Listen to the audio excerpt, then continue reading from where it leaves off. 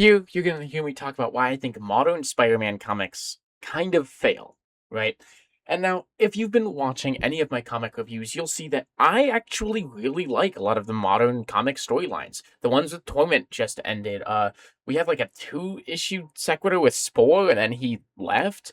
There was the one where he went to space, and I thought that one was pretty good. Now, here's the problem I have with it over the years, and as I've revisited some of the 1970s, like 1970s to 2000 Spider-Man, just read it in order. Genuinely, it is really, really good. Some of the writing doesn't always hold up, like the writing style, the way they write dialogue is what I'm trying to say. Doesn't always hold up, but the stories themselves are really good. If you don't want to read the stories, get like a summary of what the story was, because they are great stories. My problem comes from he is becoming more of a brand than a character.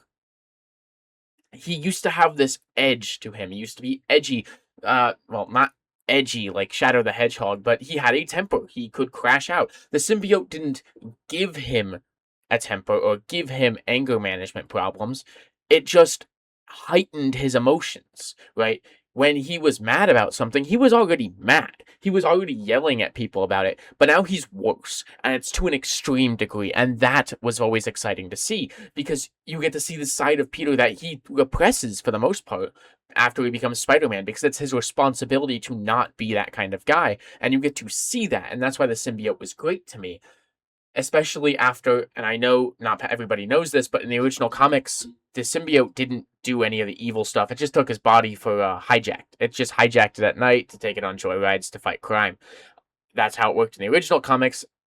But as you get towards Spider-Man the Animated Series, there it is. They needed a way for the symbiote to leave him quicker, because they didn't want Spider to just go, oh, I don't like this thing anymore, and now it comes back as Venom for revenge. So they made it alter his personality, and that is really cool to see. After that got baked in, and it heightened his emotions and made him more evil and stuff, that was really cool to see. I really like that. But the point is, people associate Peter crashing out with the symbiote now. That's not anything he does normally, and I really like it. I don't have it here, but the most recent issue where he's fighting the Vulture in the pen for Shocker's gauntlets, really good at showing that like he's mad and he's just beating people up because he is mad and he wants to be hit and he wants to fight people, and that's the only reason he's there. That's really awesome. That reminds me of what he used to do, where he's mad, he can't clear his head, he just swings through the streets looking for somebody to fight. It's fucking awesome. Okay? Hands down, it's awesome. But things like Kraven's Last Hunt, really emotional, impactful storyline for Spider-Man. The whole Kraven thing, it's over, it's done. Gone. Until the next author wants to use him, and because Spider-Man is such a big character and Kraven's one of his main bad guys, we don't really care about any of the storytelling that's ever been done with this character. We just put them back in, so that way we can do it. At the end of every storyline, they put the toys back in the box so they can have their nice, perfect, ideal guy, right?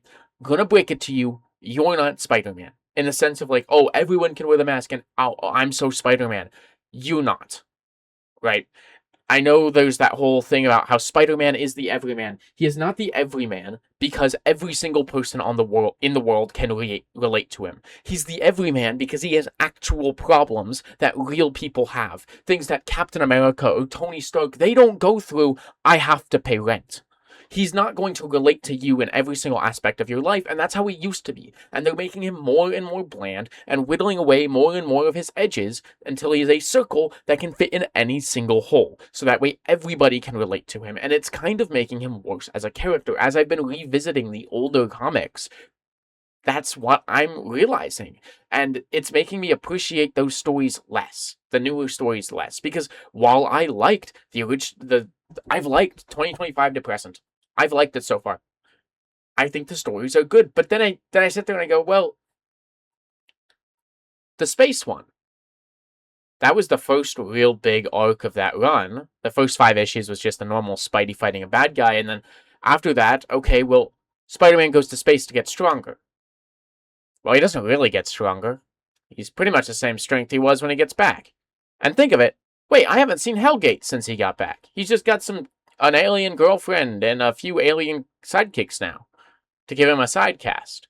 The interesting part of that run was Norman Osborn. It was Norman Osborn and Ben Reilly.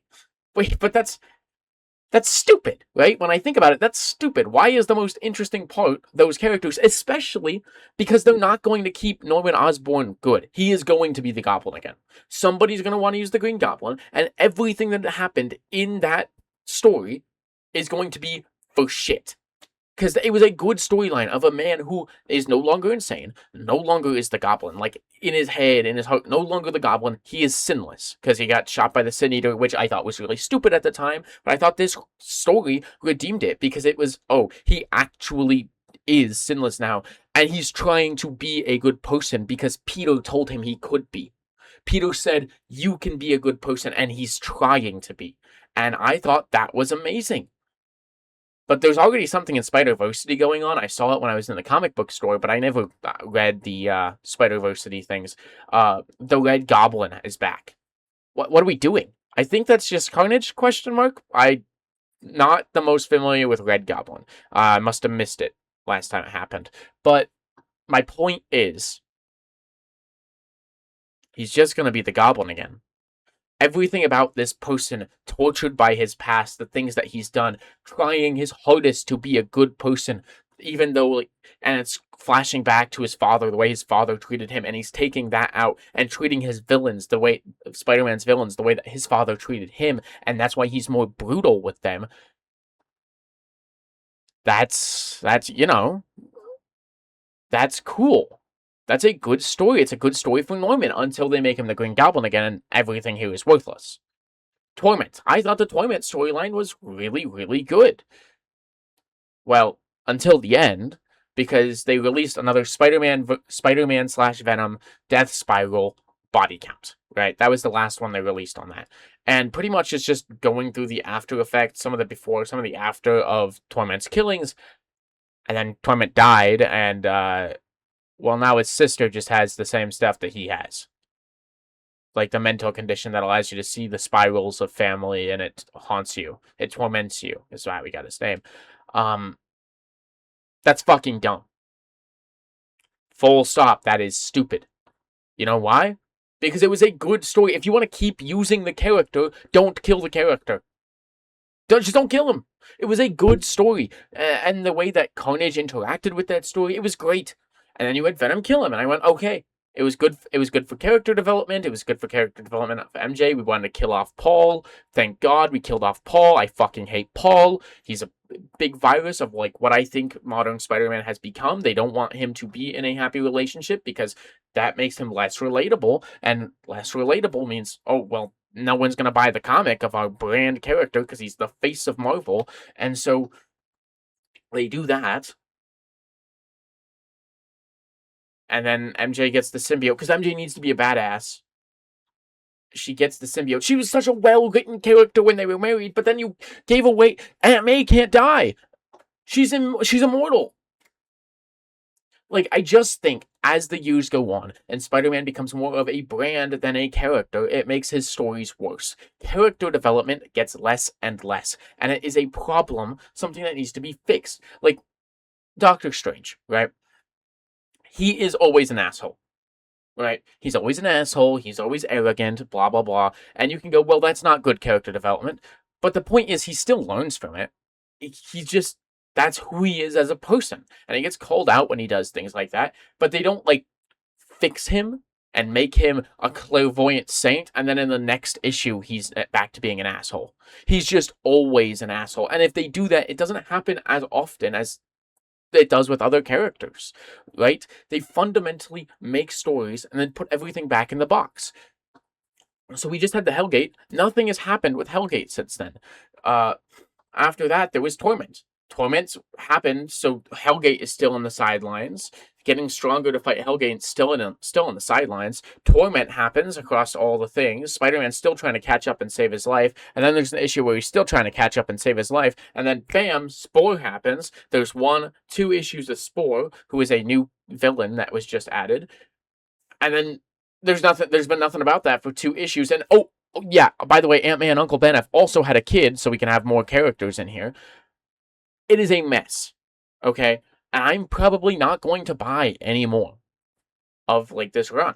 I might finish out this like set of 20 or get all the way up to issue 1000, but I don't think it's worth it. The stories aren't getting better. They're getting more redoable. They just want to be able to put all their toys back in the box when they're done. Like, Spider-Man was supposed to get stronger in space to fight Hellgate. He didn't get stronger in space to fight Hellgate. In fact, he barely fought Hellgate before they crashed a ship into Hellgate and ran away. And then they just said, bide your time. And he hasn't shown up for like 10 books? What are we doing? And then Torment happened, and then while Peter's still trying to get his life together, Aunt May and Uncle Ben had a child.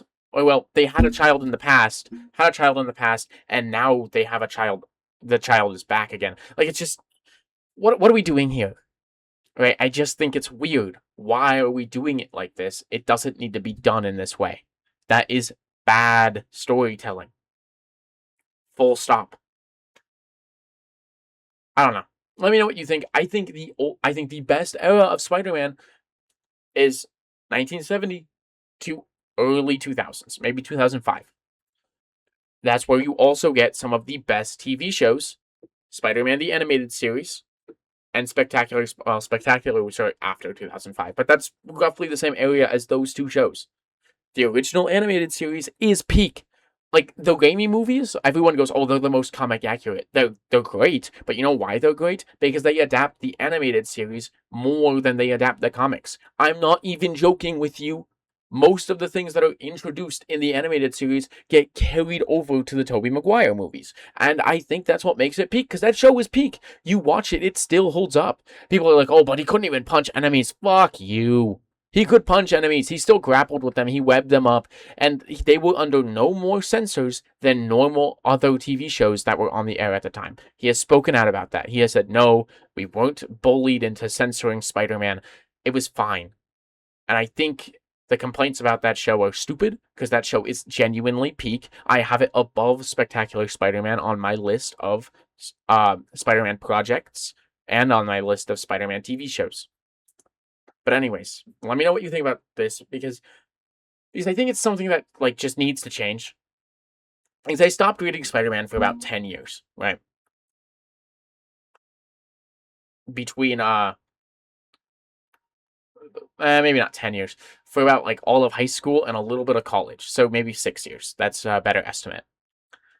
And I pick it back up again and I go, yeah, this is really good. It's still good. And then I start reading the older stuff. I go, oh, it's not as good. Not as good as I remember. Oh, well, what they're not doing anything here. Wait, why did they just revoke this change? That just completely invalidates that old storyline. That storyline was really good. Again, Kraven's Last Hunt.